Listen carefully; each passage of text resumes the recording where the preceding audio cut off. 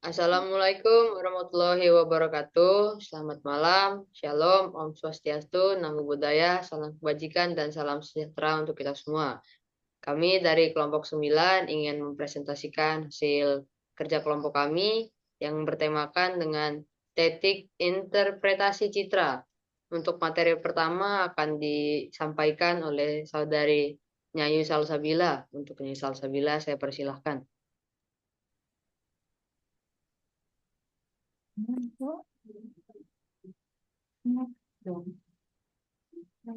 Next. Jadi definisi interpretasi citra itu adalah suatu proses yang menganalisis gambar atau foto, terutama pada gambar yang diambil dari udara atau satelit, untuk mengidentifikasi objek dan memahami makna di baliknya. Ini melibatkan suatu pengenalan pola, bentuk, warna, dan tekstur dalam citra untuk menarik kesimpulan tentang apa yang sebenarnya ada di permukaan bumi. Selanjutnya dikembalikan ke moderator. Terima kasih untuk saudari Nyanyi Salsabila, dan materi selanjutnya akan disampaikan oleh saudari Dia Ayu Nafisa. Kepada dia, saya persilakan. Baiklah, interpretasi citra itu terbagi menjadi dua. Pertama, interpretasi visual. Interpretasi citra secara visual dilakukan pada citra hard copy maupun citra yang tertayang pada monitor komputer. Interpretasi visual merupakan aktivitas visual untuk mengkaji gambaran muka bumi yang tergambar pada citra dengan tujuan untuk identifikasi objek dan menilai maknanya. Interpretasi citra visual lebih cocok untuk analisis mendetail pada area kecil. Kemudian, interpretasi digital. Interpretasi citra secara digital dilakukan dengan metode analisis kuantitatif dari spektral yang diperoleh melalui penginderaan jauh. Proses ini dilakukan menggunakan software untuk mengklasifikasi piksel berdasarkan nilai digitalnya. Interpretasi digital lebih efektif untuk analisis luas dengan kecepatan tinggi. Saya kembalikan ke moderator. Terima kasih kepada saudari Dia, dan materi selanjutnya akan disampaikan oleh saudari Firda. Kepada Firda, saya persilakan. Terima kasih kepada moderator. Selanjutnya itu ada unsur interpretasi citra.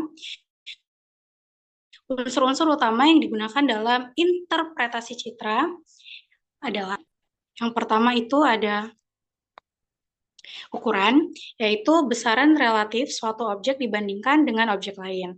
Yang kedua itu ada bentuk, merupakan garis luar atau kontur suatu objek. Yang ketiga ada pola atau susunan spasial dari objek-objek yang berulang. Terus ada yang namanya konteks, yaitu hubungan suatu objek dengan objek lain di sekitarnya. Lalu ada tekstur, yang dimana itu berupa kekerasan atau kekerasan permukaan suatu objek yang terlihat sebagai variasi warna atau tingkat kecerahan pada citra. Selanjutnya itu ada rona atau warna, yaitu berupa tingkatan kecerahan atau warna suatu objek pada citra. Yang terakhir itu ada bayangan, di mana daerah gelap yang terbentuk di belakang objek atau yang menghalangi cahaya. Kembali kepada moderator. Untuk saudari Firda, terima kasih. Dan akan dilanjutkan oleh saudari Dia Anandia Putri. Untuk saudari Dia, saya persilakan.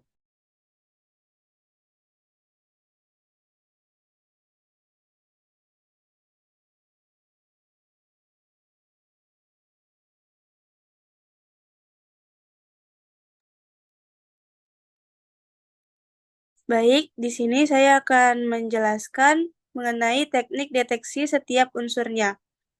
Yang pertama itu ada ukuran, yang merupakan perbandingan dengan objek yang sudah diketahui ukurannya, misal lapangan sepak bola. Lalu yang kedua itu ada bentuk, yang dimana digambarkan dengan kata-kata sederhana, contohnya itu bulat, persegi, dan memanjang. Lalu yang ketiga terdapat pola, yang dimana untuk mengidentifikasi pola berulang, yaitu pola tanaman, pola jalan. Dan yang keempat itu terdapat tekstur, yang dimana dapat dirasakan secara visual sebagai halus, kasar, atau berbintik-bintik. Ya, terima kasih untuk saudari Dia. Selanjutnya akan dilanjutkan oleh saudari Abid Akila. Untuk Abid, saya persilahkan. Teknik deteksi setiap unsur. Rona atau warna dibandingkan dengan warna standar atau warna objek yang sudah diketahui. Bayangan. Mengamati arah bayangan untuk menentukan bentuk objek dan relief. Saya kembalikan kepada moderator. Baik, terima kasih saudara Abid. Selanjutnya akan dilanjutkan oleh saudara Arya. Untuk saudara Arya, saya persilahkan. Baiklah, adapun teknik yang lainnya yang bisa digunakan. Yang pertama, stereopen dan menggunakan dua citra yang diambil dari sudut yang sedikit berbeda untuk menciptakan efek 3D. Yang kedua, peningkatan kontras, mempertajam perbedaan antara objek dan latar belakang. Yang ketiga, ada falsifikasi warna, mengubah warna citra untuk menonjolkan fitur tertentu.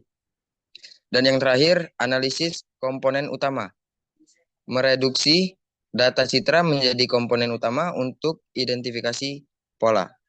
Selanjutnya saya kembalikan ke moderator. Terima kasih saudara Arya atas penjelasannya dan akan dilanjutkan oleh saudari Yunisha. Untuk saudari Yunisha, saya persilakan.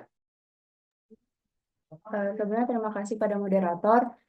Selanjutnya ada penerapan interpretasi citra. Yang pertama itu ada untuk bidang pemetaan, itu seperti membuat peta tematik. Yang kedua itu di bidang arkeologi, itu untuk menemukan situs-situs kuno. Yang ketiga itu di bidang perencanaan wilayah, itu ada untuk mengidentifikasi lahan potensial untuk pertanian, pemukiman, ataupun industri. Kalau yang keempat itu ada untuk pemantauan lingkungan, seperti mendeteksi perubahan tutupan lahan, bencana alam, dan pencemaran. Saya kembalikan kepada moderator. Terima kasih untuk saudari Yunisha atas penjelasannya.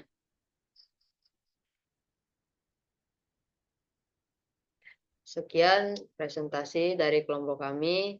Kurang lebihnya mohon maaf jika ada salah informasi atau keliru, tolong dibenarkan. Saya tutup presentasinya. Wassalamualaikum warahmatullahi wabarakatuh. Selamat malam. Waalaikumsalam warahmatullahi wabarakatuh.